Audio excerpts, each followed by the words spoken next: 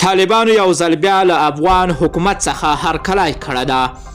د سلام په وړاندې کولو سره یو ځل بیا درته یو نوي ویډیو ته ښه راغلاست وایم. وروسته له هغه چې افغان ولسمشر محمد اشرف غني د 2000 طالب زندانیانو د خلاصون امر وکړ، طالبانو له دې ګام هرکلی کړی او وایي ژر به یو ښه تعداد بندیان خلاص کړي. بد وکړئ دروغجنو د پاکستان غلامانو. د طالبانو د قطر دفتر ویان سهیل شاهین په همدې تړاو پر خپل ټویټر پاڼه لیکلي د مقابل لوري لخوا د 900 بندیانو خلاصون یو ښه پرمختګ ده. اسلامي امارات به هم ډیر ژر یو ښه تعداد بندیان خوشي کړي. د طالبانو له لوري د یو ښه تعداد حکومتي زندانیانو د خلاصون خبره داسې مهال ده چې حکومت تیره ورځ 900 تنه طالب بندیان له زندانه خلاص کړي دي. د 900 بندیانو په خلاصون سره د حکومت له بنده د خلاص شویو طالب زندانیانو شمیر 2000 تنو ته ورسېده.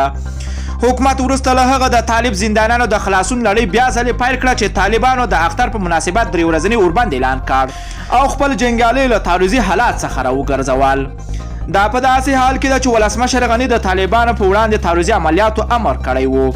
د طالبانو اوربند له تودو هرکلي سره مخ شول او بیلابیلو لورو پر حکومت غږ وکړ چې پر غبرګون کې باید د زندانیانو د خلاصون لړۍ بیا ځلې چټکه او پیل دې کړي.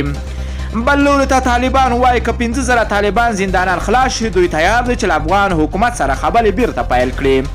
له ټولو دوستانو نه مننه کوم چې ویډیو یې راسره تر پایه ولیدله. که چیرته خواږه نظرونه لرئ نو حتما یې راسره په کمنټ کې ولیکئ.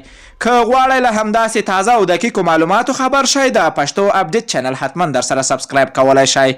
نور مو په پاک رب سپارم. الله مو مل شه. ښه وخت درته غواړم.